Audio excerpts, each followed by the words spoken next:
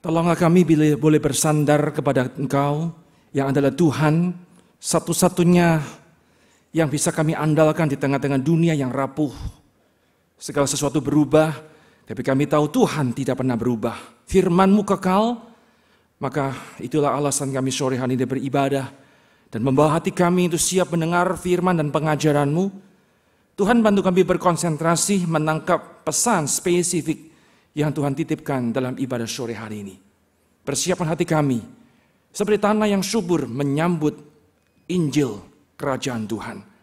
Dengarkan doa kami, berdoa bersyukur dalam nama Tuhan Yesus. Amin. Shalom. Puji Tuhan, kita boleh beribadah pada sore hari ini di minggu yang pertama di pertengahan tahun 2023. Saudara sekalian, gereja sedang mengeksposisikan Injil Markus dan kita sudah tiba di dalam pasal yang ke-8. Injil Markus pasal yang ke-8. Silakan Anda boleh membuka kitab suci saudara di dalam Markus pasal 8 ayat yang ke-31 hingga ayat yang ke-38. Sebelum kita membacakan bagian ini, saudara perlu ketahui bahwa satu kali ada seorang katakanlah pasangan suami istri yang mereka baru menikah. Setelah sekian bulan atau sekian waktu, kemudian mereka berdua berjalan-jalan ke pantai mereka. Wah, mereka menikmati cuaca yang cerah. Dan kemudian setelah sampai di pantai, si istri mengatakan, boleh nggak saya izin sebentar? Saya akan nyebrang ke lokasi tertentu. Karena di sana rupa-rupanya ada teman-teman sekolah yang kemudian hadir di dalam pantai walaupun nggak berjanjian. Izin 15 menit, saya akan bertemu dengan teman-teman. Suami mengatakan, silakan pergi. Okelah. Kemudian suaminya menunggu satu spot, dia tunggu. 15 menit, 30 menit. 1 jam lewat, saudaraku, istrinya nggak kembali. Wow, suaminya mulai panik. Wah, kemana nih istri saya nih? Dan akhirnya dia menghampiri lokasi tersebut. Dan dia terkejut, lebih kaget lagi ternyata kerumunan yang sejumlah orang itu sudah tidak ada. Dan istrinya pun juga tidak ada, raib. Bapak-bapak, apa yang Anda lakukan kalau Anda seperti itu? Kehilangan istri. Apa yang dilakukan? Teriak-teriak? Nggak mungkin toh. Dia lihat hamparan pantai luas, nggak ada manusia yang dia kenal. Waduh, dia putus asa. Kemudian dia datang ke pos polisi. Lapor, Pak, istri saya hilang. Pak polisi kemudian mengatakan, silakan duduk, kemudian diinterview. Ya, kami ingin menggali, mencari data ciri-ciri istri Anda. Sebutkan ciri-cirinya kira-kira. Menurut kamu, tadi Anda datang ke sini bersama istri, kira-kira istrimu pakai baju apa? Dia kemudian suami ini mengatakan, pikir-pikir, kayaknya saya lupa baju apa dia ya.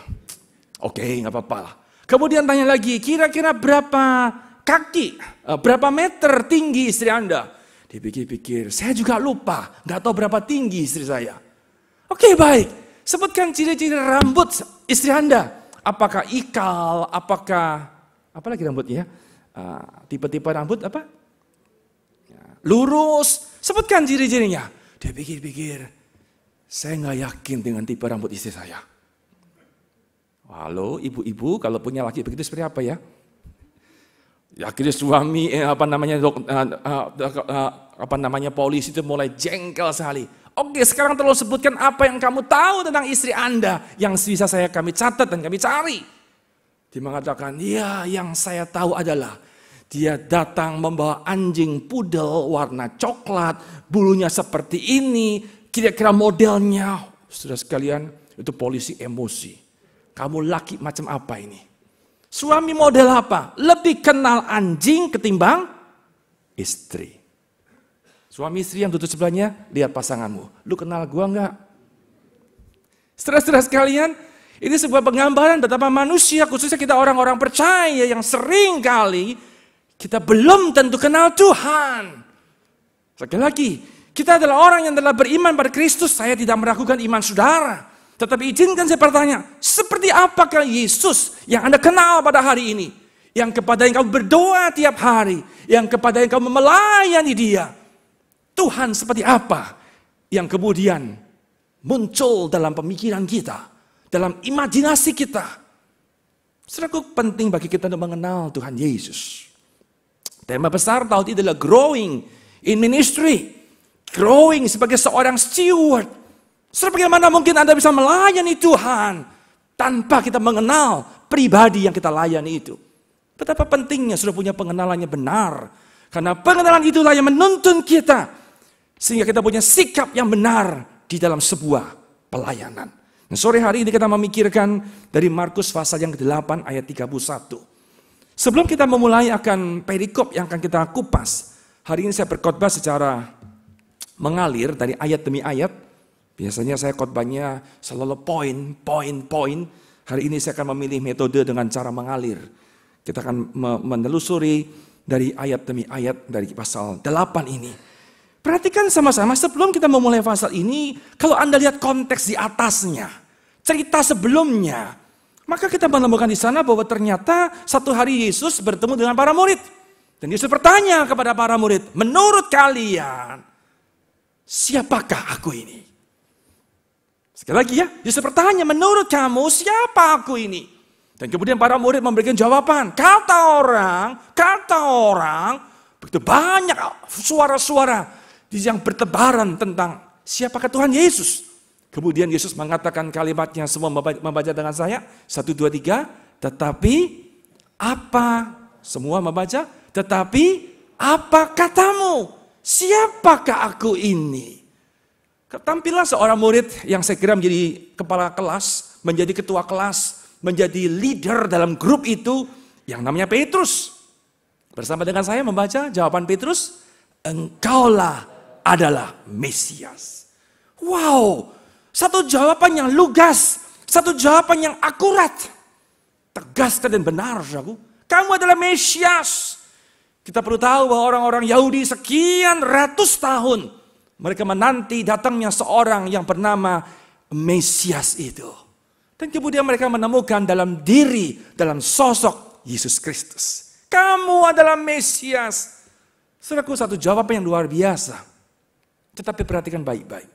Betulkah Petrus dan para murid mengenal Yesus sebagai Mesias? Betul dia mengatakan kau Mesias. Tapi Mesias seperti apa yang dikenal oleh para murid? Saudaraku, saya percaya dan Yesus tahu para murid belum tentu mengenal Mesias seperti yang dinyatakan dalam kitab suci. Belum tentu. Maka kalau Anda membaca ayat di bawahnya, ayat 30, Yesus melarang mereka untuk menginformasikan, mengumumkan kepada publik tentang Kristus sebagai Mesias itu. Kenapa dilarang? 1, waktunya belum tiba. Yang kedua, karena Yesus tahu pemahaman mereka, pengenalan mereka tentang Yesus sebagai Mesias barangkali belum memadai. Nah, itu sebabnya kita tiba di dalam pasal yang ke-9. Perikop yang kita pelajari sekarang mulai muncul. Seperti apa yang terjadi percakapan antara Yesus dengan para murid tadi. Bersama dengan saya ayat yang ini kita boleh membaca. Injil Markus pasal yang ke-8 ayat yang ke-31. Saya mulai membaca lebih dahulu. Kemudian mulailah Yesus mengajarkan kepada mereka. Stop dulu. Jelas sekali ya kronologinya. Setelah Petrus menjawab, kamu Mesias, Yesus katakan jangan kasih tahu semua orang. Kenapa? Karena belum tentu para murid kenal siapa Mesias itu. Dan sekarang Yesus mulai mengajar. Ini loh, kamu kenal, kamu tahu siapakah Mesias itu? Seperti apakah Mesias itu?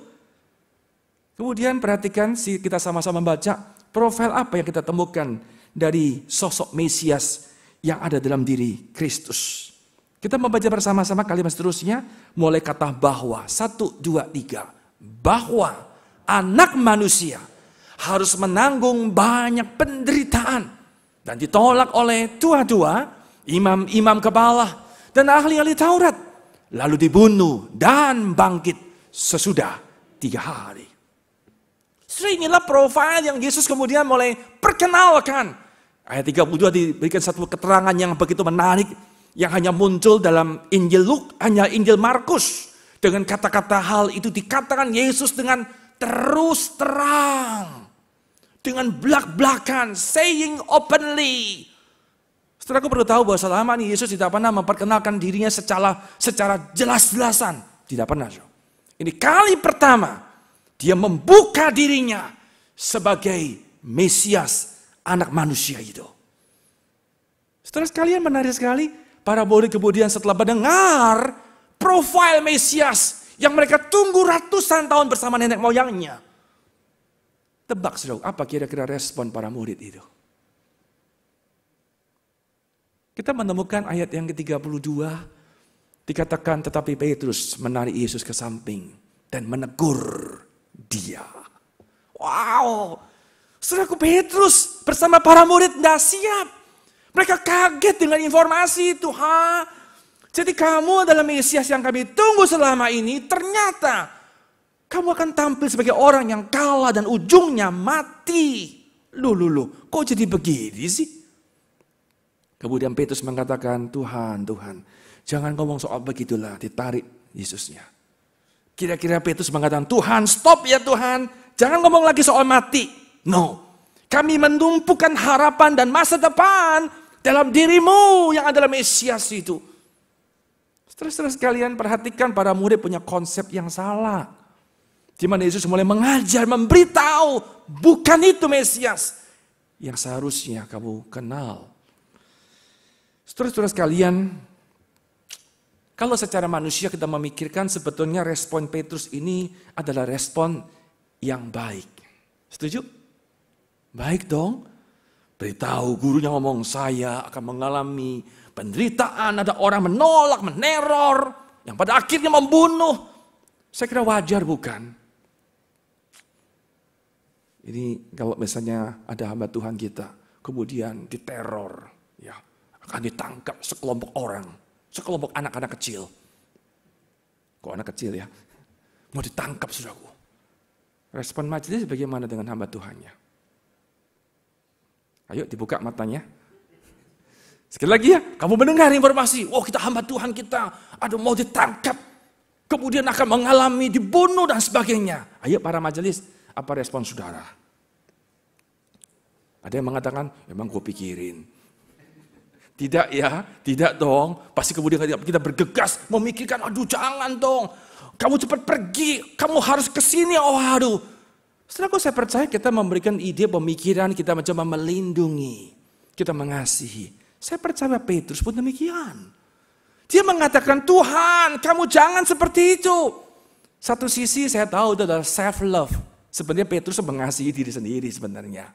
Tetapi yang terekspresi keluar, dia seolah mengasihi gurunya. Petrus terlihat baik. Setelah dengar baik-baik kalimat ini. Ketika Anda menerima kebaikan seseorang, saya ulang ya, ketika Anda menerima kebaikan dari seseorang, saya katakan satu hal, berhati-hati. Wow, ya, yang namanya baik itu belum tentu sebuah kebaikan yang berasal dari Tuhan. Ada sebuah kalimat bagus, saudaraku. Waktu saya membaca kutipan ini, saya kaget sekali, saudaraku. Orang yang baik, good man, laki-laki, orang-orang yang baik, seringkali dia melakukan the evil's work. Mengerikan, saudaraku. Jadi Anda melihat orang-orang baik, punya kata-kata tutur kata yang seolah-olah menolong kita, melindungi kita, menjaga kita. Sudah berhati-hati loh. Sering kali mereka melakukan pekerjaan si jahat sekalipun. Salah ketik, bukan true, ini tahu ya. R-nya dibuang. Sekalipun mereka tidak menyadarinya. Sudah berhati-hati loh dengan kebaikan-kebaikan yang kita temukan di sekitar hidup kita. Saya tidak mengajar Anda menjadi orang yang punya prasangka buruk ketika Anda melihat ada orang yang baik. Tidak, saudaraku. Sekali lagi tidak mengatakan, saya tidak mengajar Anda punya prasangka seperti itu. Tetapi camkan baik-baik bahwa yang namanya kebaikan itu belum tentu itu kemudian sejalan dengan Tuhan. Petrus contohnya. Kalimatnya, perilakunya baik, dia membela gurunya. Dia seolah-olah sayang dengan gurunya. Perhatikan respon Tuhan Yesus setelah mendengar pembelaan, perlindungan daripada murid yang namanya Petrus itu. Maka berpalinglah Yesus dan sambil memandang murid-muridnya, ia memarahi Petrus. Saudaraku, Yesus bukan kesenangan. Katakan Petrus, terima kasih ya, kamu murid yang baik loh. Kamu peduli dengan saya. Kamu memikirkan keamanan hidupku. No. Itu bukan jawaban, bukan respon Yesus. Tapi sebaliknya Yesus marah dengan Petrus. Perhatikan apa yang menjadi kemarahan. Kalimatnya muncul keluar dari mulut Tuhan Yesus. Semua membaca, katanya, enyalah iblis. Wow. Nah main-main saudara. Yesus tahu ini kebaikan betul. Tetapi yang baik itu belum tentu datang daripada Tuhan. Sekalipun Yakobus mengatakan yang baik datangnya dari atas. Tapi hati-hati, tidak semuanya saudara. Apa alasannya perkataan Tuhan Yesus?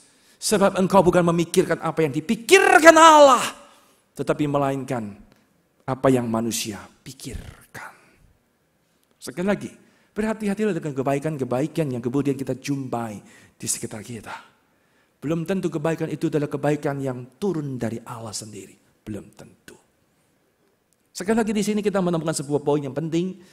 Sekali lagi kita tahu betapa kita membutuhkan pengenalan yang akurat, yang betul akan Tuhan kita. Kita perlu mengenal Dia sehingga kita menemukan apa yang benar, yang berasal daripada Tuhan. Sekali lagi dalam tema besar, khususnya tema pada ibadah hari ini adalah kita dalam melayani, kita serving God.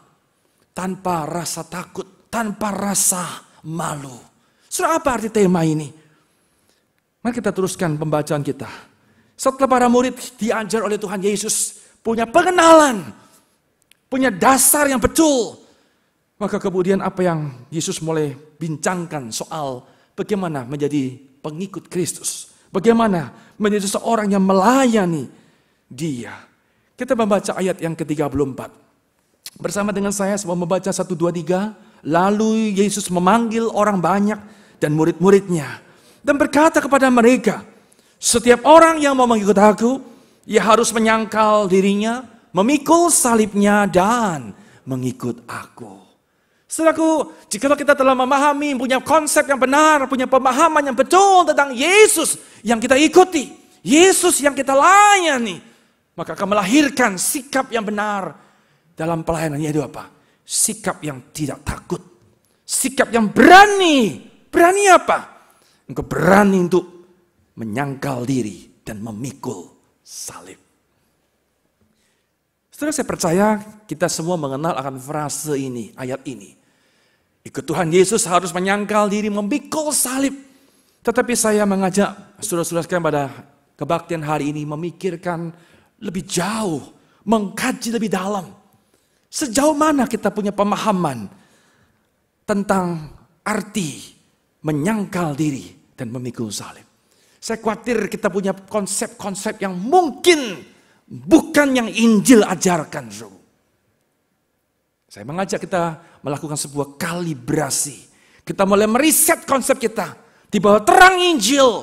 Anda perlu tahu kalimat ini adalah satu kata kunci, adalah tema besar, the whole of the gospel. Ini intisari Injil, saudara. Barang siapa yang ikut aku, kata Yesus, kamu harus sangkal diri, pikul salib. Saudara, apa artinya sih?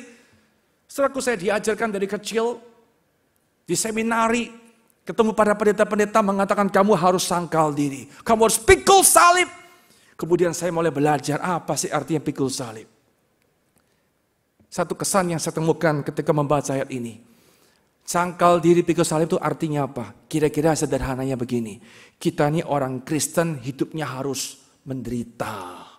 Harus susah. Ya, namanya menyangkal diri itu. Menyangkal kesukaan selera kita. Kalau kita suka main game harus menyangkal diri. Amin. Kelihatannya saya salah arah wajah orang. Ibu-ibu yang sukanya shopping. Kalau ke mall, suami tidak pernah gandeng tangan. Tapi untuk kali ini harus digandeng tangan. Kalau enggak ya, semua dibeli sama dia. Maka harus dipegang. Maka ibu-ibu harus menahan diri. Itu pikul salib kah? Menyangkal diri kah? Saudara-saudara sekalian, ada banyak orang punya pikiran yang salah. Saya mau beritahu saudara, itu bukan pikul salib. Itu bukan menyangkal diri. Sebanyak orang mengajarkan bahwa pikul salib menyangkal diri artinya apa? Pokoknya kamu susah hidup orang Kristen. Susah. Saya beritahu saudara, itu bukan arti yang benar. Injil tidak mengajarkan pada kita bahwa ikut Yesus itu adalah orang yang anti dengan kemapanan. Tidak, saudaraku. Halo? Saudara-saudara sekalian, ini hal yang penting sekali. Banyak orang berpikir ikut Yesus tidak boleh mapan, tidak boleh nyaman, kita harus susah. Lihat Yesus itu, naik onta. Mau naik onta. Boleh nggak hamba Tuhan naik mobil? Waduh, punya majelis ini puji Tuhan, jawabnya boleh. Ada apa jenis majelis gereja tertentu dengan ideologi tertentu tidak boleh, harus susah, menyangkal diri, anti kenyamanan. Terus kalian saya kira bukan ajaran firman Tuhan, bukan saudaraku. Lalu jika demikian apa arti menyangkal diri memikul salib? Saudara dengar kalimat ini atau lihat konsep ini. Yang utama itu bukan soal penderitaannya. Yang utama fokusnya bukan soal kamu nyaman atau tidak nyaman. Bukan soal kamu susah, tidak boleh punya sesuatu. Bukan soal itu, saudara. Tetapi ketika Anda menyangkal diri, memikul salib, kita harus sadar semua diawali dari apa yang Yesus sudah lakukan bagi diriku. Ini dasar, saudara. Ini motivasi. Yesus memberi perintah pada para murid, pada undangan pada para murid. Ikut aku, sangkal dirimu, pikul salib. Tetapi ingat, perintah itu, undangan itu didasari dengan apa? Didahului dengan Yesus. Yang dikatakan ayat 31. Anak manusia harus menanggung banyak penderitaan. Harus memikul salib. Harus mengalami kematian. Saudaraku, sejujurnya kita adalah orang-orang yang tidak mungkin bisa memikul salib dan menyangkal diri sebelum Yesus melakukannya bagi kita. Jadi jangan terjebak, jangan ditipu, jangan dibohongin dengan khotbah-khotbah. Ikut Yesus itu harus menyangkal diri, hidupnya harus susah. Saudaraku, jangan ditipu, saudaraku. Bukan. Fokusnya bukan penderitaannya, bukan kesulitan, bukan ketidaknyamanannya, bukan, saudaraku. Tapi fokusnya ketika kamu menyangkal diri adalah karena Yesus telah memikul salib terlebih dahulu. Ini fondasi yang penting, Bapak Ibu sekalian.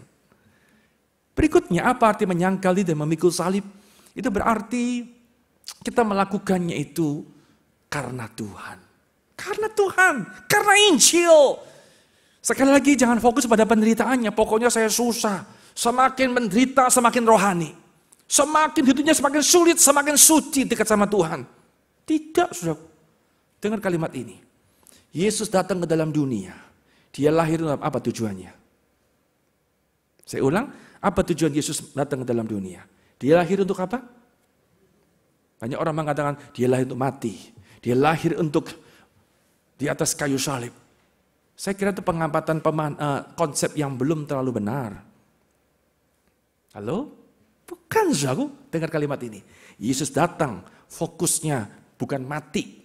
Bukan salib. Bukan. Apa itu? Satu tujuannya. Melakukan kehendak Bapa. Salib kematian adalah kehendak Bapa bagi dirinya. Maka jangan lihat kematiannya, jangan lihat salibnya, jangan lihat hukumannya, jangan lihat penderitaannya. Melakukan kehendak Tuhan. Kalaupun kita memikul salib, menyangkal diri, itu karena apa? Karena saya lakukan kehendak Tuhan. Sore hari kita ditata kembali, kita dikalibrasi. Konsep-konsep yang kemudian mulai melenceng, yang gak akurat, kita diluruskan. Oh itu toh, artinya menyangkal diri dan memikul salib. Saya tahu ada di tengah-tengah jemaat ada keluarga-keluarga yang punya kebutuhan khusus tentang anak-anak mereka. Minggu lalu kita mendengar khotbah, bukan? Mental health. Ya, ini topik-topik yang lagi booming, lagi merajalela di mana-mana. Terus kalian, kalaupun kamu hidup bersama dengan orang-orang seperti itu, katakanlah, itu adalah Tuhan izinkan kehendaknya. Maka ketika kamu jalani, jangan fokus kepada penderitaan masalahnya, tetapi kehendak Tuhan. Yang ketiga, yang terakhir, saudaraku. Apa arti menyangkal diri dan memikul salib di sini? Saya menduga konsep yang ketiga ini konsep yang mungkin jarang dikhotbahkan. Dan konsep yang mungkin kita tidak pernah mendengarnya, saudara. Saudara, ternyata memikul salib, menyangkal diri itu adalah sebuah beban. Sebuah kuk yang Tuhan letakkan, Tuhan taruh di dalam diri kita. Dan perhatikan, itu beban adalah beban yang ringan. Itu kuk adalah kuk yang enak, yang nyaman bagi kita. Saudara jangan pikir, waduh menyangkal diri, memikul salib, ya ini pasti berat, ini pasti setengah mati nih. Jadi Kristen ini puas ini, waduh susah sekali. Saudara tidak, saudaraku. Anda lihat komparasi gambar ini, tulisan ini. Yang samping kiri. Ketika ada seorang kemudian menjalani hidup Kristen, menjalani kehidupannya di tengah-tengah dunia. Kelihatannya enak, ya kelihatannya. Aduh, hidupnya enak ya, bebas. Tidak ada yang melanggar, tidak ada yang mengatur, tidak ada yang melarang, tidak ada norma, tidak ada agama, bebas. Mau ke nightclub, mau ke karaoke, mau pulang malam, mau kerjakan apa saja, bisnis apapun, semua dikerjakan. Kita lihatnya, enak banget orang seperti ini ya. Seolah kebal dari sebuah hukum. Tapi perhatikan, biasanya orang seperti itu, yang bebas, tidak ada batasan sama sekali dalam hidupnya. Biasanya orang itu adalah orang yang hidupnya di dalam beban yang paling berat. Dia terikat, katakanlah kecanduan obat-obat tertentu. Kelihatannya bebas, tapi sesungguhnya ada ikatan. Nggak bisa lepas, nggak bisa berhenti, saudaraku. Itulah model orang-orang, saya katakan, dia adalah orang yang hidup di dalam dosa. Sebaliknya, sisi yang satunya adalah orang yang menjalani kehidupan di tengah-tengah dunia. Dia diberi beban, diberi kuk. Saya tahu beban itu pasti nggak nyaman, pasti membuat dia tertekan. Tetapi perhatikan, beban itu ringan. Kuk itu cocok, pas dengan hidupnya. Dan ketahuilah, itulah hidup orang Kristen. Itulah hidup di dalam Injil. Itu sebabnya kalau hari ini Bapak Ibu sekalian sebagai orang-orang Kristen dan mengatakan, aduh Pak Pendeta, beban saya berat. Jadi Kristen itu susah, banyak peraturan, banyak larangan. Aduh, susah banget, ribet jadi Kristen itu. Saya beritahu saudara, barangkali engkau bukan hidup dalam Injil, tapi sesungguhnya engkau hidup di dalam dosa. Karena Injil memerdekakan kita, bebanmu ringan. Kalau kamu merasa berat sekali, jangan-jangan engkau hidup di dalam dosa. Saudaraku, berhati-hati, jangan pikir ikut Yesus kemudian pikul beban, pikul salib ini susah sekali. Itu konsep ditipu oleh iblis. Anda dibohongi oleh iblis. Karena sesungguhnya beban yang kita pikul, Tuhan katakan itu ringan. Kuk itu enak, cocok, pas, nyaman. Memang berat, memang mungkin sakit, betul saudaraku. Tetapi itu pas bagi kita. Di sanalah muncul sukacita di dalam perjalanan sebagai orang-orang percaya. Saudaraku, inilah kemudian yang dipaparkan oleh Yesus. Dia mulai menjelaskan lebih dalam. Para murid mulai melihat, oh inikah arti menjadi murid Yesus. Inilah arti jadi pelayan yang kemudian mendedikasikan hidupnya kepada Tuhan. Kita teruskan ayat yang ke-35. Kita lanjutkan ayat ini. Kemudian Yesus mulai mengatakan dengan memberikan prinsip yang menarik kepada para murid. Saudara sekalian, 35 kemudian dikatakan, karena siapa yang mau menyelamatkan nyawanya, ia akan kehilangan nyawanya. Tetapi barang siapa kehilangan nyawanya karena aku dan karena Injil, ia akan menyelamatkannya. Apa gunanya seseorang memperoleh seluruh dunia tetapi ia kehilangan nyawanya? Karena apakah yang dapat diberikannya sebagai ganti nyawanya?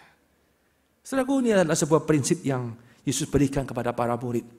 Prinsip apa itu? Saya memberi istilah ini adalah prinsip saving by losing. Saving by losing. Saya beritahu saudara, ini prinsip yang luar biasa. Ini hukum ekonomi dari surga.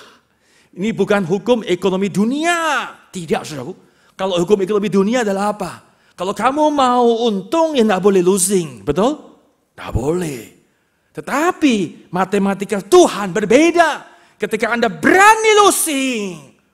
Ketika kamu berani menyangkal diri, berani memikul salib, ada harga yang kamu bayar keluar. Ke gereja, minggu pertama membawa persembahan perpuluhan. Losing tidak, saudara? Ada yang hilang tidak dalam hidup kamu? Umumkan, tuh ada pekabaran Injil. Kita dukung pelayanan misi. Keluar duit lagi. Losing tidak? Keluar, saudara. Tetapi matematika Tuhan mengatakan apa? Ketika kita losing, di sanalah justru Anda saving. Wah, sebaliknya ada orang yang saving, hemat-hemat, tahan-tahan. Apa yang muncul? Losing, saudaraku. Saudara-saudara sekalian, ini sebuah konsep yang benar-benar memutarbalikkan. Tentu saya mengatakan ketika Anda membaca ayat tadi, jangan dimaknai ya. Oh, kalau gitu ikut Yesus enak ya. Ini macam investasi ini. Ya, semacam investasi. Kamu tanam saham banyak-banyak, kemudian returnnya juga tinggi. Amin. Ya, untung masih mendengar dengan baik, saudara. Ya. Itu salah, nggak boleh, saudara, nggak boleh. Tuhan, saya rajin beri persembahan, nggak apa-apa. Saya rela losing, nggak apa-apa. Nanti Tuhan ganti 60 kali lipat, 100 kali lipat. Kalau Anda seperti itu, Anda namanya sedang dagang dengan Tuhan. Itu nggak boleh, saudara. Itu salah. Lalu apa arti ayat ini? Anda membaca ayat ini di dalam pengertian apa? Tuhan sesungguhnya adalah Tuhan yang mengerti pergumulan kita sebagai manusia. Tuhan tahu kita nggak mudah untuk bisa menyangkal diri memikul salib. Tuhan tahu betul, saudaraku. Itu sebabnya ayat ini diberikan apa tujuannya? Memberikan penghiburan kepada engkau. Kalau saya boleh kata-kata yang bebas ya, kata-kata bebas. Kira-kira Tuhan ngomong gini, kalau kamu ikut aku, kamu rela bayar harga, ya, kamu rela menyangkal diri, kamu gak nyaman, sekalipun itu kuk yang enak. Tuhan katakan, jalani terus. Percayalah, aku tidak pernah merugikan engkau. Tuhan tidak pernah membuat dia berhutang dengan diri kita. Amin, saudaraku. Kita yang berhutang dengan Tuhan. Sebuah dorongan, penghiburan, ayo. Pikul salib tidak mudah, saya tahu kata Tuhan. Tetapi Tuhan berjanji akan memelihara, menguatkan perjalanan kita. Di dalam ketika kita mengiring Dia. Saudara sekalian, ini adalah ayat yang ke-37. Sekarang kita tiba di poin yang akhir, ayat 38. Ayat ini berbicara bagaimana, kalau tadi di bagian awal kita menemukan, pengenalan yang benar akan menuntun kita bisa melayani dengan tanpa rasa takut. Kita berani memikul salib, kita berani bayar harga, kita berani menyangkal diri, kita berani losing. Karena pengenalan yang benar mendorong kita. Dan kita tahu bahwa Tuhan tidak pernah merugikan kita. Yang kedua, pengenalan itu akan menuntun kita untuk boleh melayani Dia dengan tanpa rasa malu. Tanpa rasa malu. 38 akan kita tutup ayat ini, khotbah dengan ayat yang terakhir. Ayo bersama dengan saya membaca sekali lagi ayat 38 ini. 1, 2, 3. Sebab barang siapa malu karena aku dan karena perkataanku di tengah-tengah angkatan yang tidak setia dan berdosa ini, Anak manusia pun akan malu karena orang itu apabila ia datang kelak dalam kemuliaan Bapanya diiringi malaikat-malaikat kudus. Barang siapa malu, Izinkan saya bertanya, hal-hal apa yang seringkali membuat Anda merasa malu dalam hidup ini? Sekali lagi, hal-hal apa yang seringkali membuat Anda rasa malu dalam hidup ini? Apakah Anda malu karena masih jomblo? Apakah Anda malu karena tidak punya anak? Apakah Anda malu karena bisnismu tidak maju-maju? Teman-teman seangkatan lipat bisnisnya maju sekali. Kita ya gitu-gitu doang. Apakah kau malu karena rumahmu kecil, kontrak? Sementara teman-teman lain rumahnya besar, gedong. Kamu malu karena anak-anakmu hanya sekolah-sekolah yang biasa. Sekolah-sekolah nasional. Dan tidak pernah mencicipi sekolah internasional. Kamu malukah di sana? Apa yang membuat Anda malu dalam hidup ini? Pertanyaan yang kedua, pernahkah Anda malu? Malu dengan diri sendiri. Tuhan, kenapa ya? Saya ada puluhan tahun ke gereja, kenapa hidup saya tetap brengsek? Tidak pernah maju dalam Tuhan. Pernah? Tiap kali datang ke gereja, ketika berdoa, Tuhan, tertunduk, saya malu dengan Engkau Tuhan. Kenapa aku belum bisa mencintaimu? Di bibir gampang ya Tuhan, aku mengasihimu, I love you Lord. Tapi prakteknya susah Tuhan. Pernah nggak muncul rasa malu demikian dalam hati kita? Pertanyaan berikutnya, kenapa muncul dua rasa malu yang berbeda tadi? Yang satu rasa malu pada sesuatu yang seharusnya tidak perlu malu. Yang kedua, rasa malu yang memang wajar kita miliki. Saya ulang kalimat saya, Anda lihat perbedaan ini? Yang satu kita malu pada sesuatu hal yang seharusnya nggak perlu malu. Tapi yang satu lagi, kita tidak pernah malu pada hal-hal yang seharusnya kita malu. Kenapa berbeda? Bukankah dalam pergumulan kita sebagai orang-orang percaya? Saudaraku, ini waktunya dah habis, saya tidak akan berpanjang. Saya akan simpulkan, saya akan berikan jawaban tentang konsep, khususnya bagaimana melayani dengan tidak rasa malu, tanpa rasa malu ini. Kita memiliki rasa malu yang benar, punya rasa malu yang seharusnya. Saudaraku dengar konsep ini baik-baik. Ada sebuah konsep yang namanya perbandingan antara konsep antara shame dengan glory.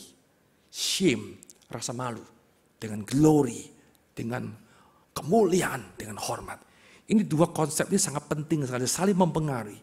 Kalau kita tidak bisa mengerti, memahami dengan benar antara shame dan glory, maka Anda menjadi orang yang kacau, memiliki rasa malu yang tidak sepatutnya kita miliki.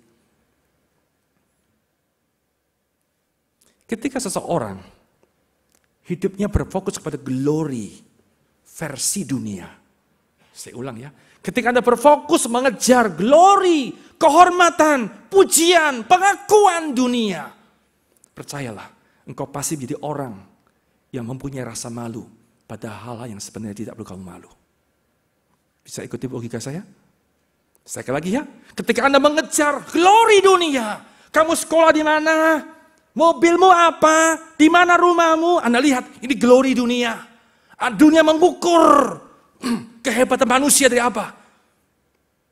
Dari hal yang fisikal. Kamu punya apa? Anakmu sekolah di mana? Kamu tinggal di mana? Pekerjaanmu apa? Seberapa besar prestasimu? Achievementmu? Anda perhatikan, kalau kita berfokus kepada glory dunia, honor dunia, percayalah, engkau pasti mempunyai rasa malu yang keliru. Betul? Ya, sebaliknya, ketika engkau berfokus kepada glory dari Tuhan, maka kita mempunyai rasa malu kepada hal yang seharusnya memang kita malu. Yesus di depan kita ada perjamuan kudus. Secara dunia, secara glory dunia, ini memalukan. Betul? Memalukan. Yesus mati di atas kayu salib. Satu figur yang ditunggu ratusan tahun oleh orang-orang Yahudi. Setelah muncul, kok ujungnya mati dia. Kalah dia. Di atas kayu salib ditelanjangin lagi dia. Wah, malu.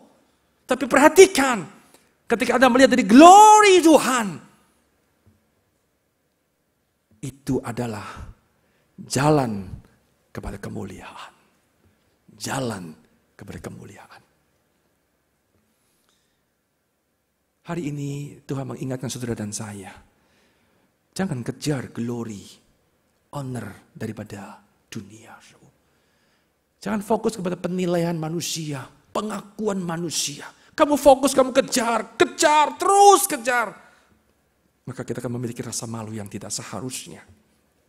Dalam pelayanan, jangan fokus kepada penilaian majelis, penilaian manusia, penilaian rekan, penilaian hamba Tuhan, penilaian siapapun. Tapi lihatlah kepada Tuhan yang menilai, kemuliaan Tuhan.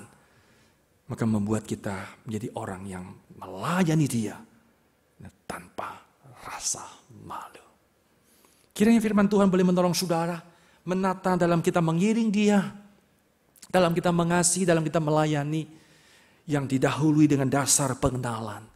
Tanpa mengenal Tuhan, maka saya khawatir engkau tidak ikut Yesus. Tapi kau paksa Yesus ikut dirimu. Tanpa mengenal Dia dengan baik, engkau sulit bisa melayani Dia dengan benar. Tetapi yang terjadi, engkau paksa Dia melayani dirimu. Kiranya Tuhan menolong kita. Kita boleh ditemukan sebagai orang-orang yang mengikut dan yang melayani sampai akhir hidup kita. Mari kita berdoa. Kami mohon anugerah dan belas kasih-Mu ya Tuhan. Sepanjang tahun ini, di dalam setengah tahun ini kami terus mengumulkan tentang pemahaman pengenalan kami akan diri-Mu yang kami layani. Ya Tuhan, kami mohon kami bisa melayani dengan mempunyai rasa malu yang seharusnya. Dengan mengejar kepada kemuliaan Tuhan, kami bisa melayani dengan tanpa rasa takut ketika kami harus membayar harga, memikul salib, mengalami ketidaknyamanan. Kami gak perlu hitung-hitungan dengan Tuhan lagi, karena kami tahu Tuhan telah melakukannya untuk kami. Hamba-Mu berhenti berbicara, tapi kiranya Roh Kudus akan bekerja menghidupkan benih firman yang ditabur di dalam hati kami, sehingga firman-Mu bertumbuh berbuah, mentransform kehidupan kami. Terima kasih Tuhan, ini doa kami. Kami berdoa bersyukur dalam nama Tuhan Yesus.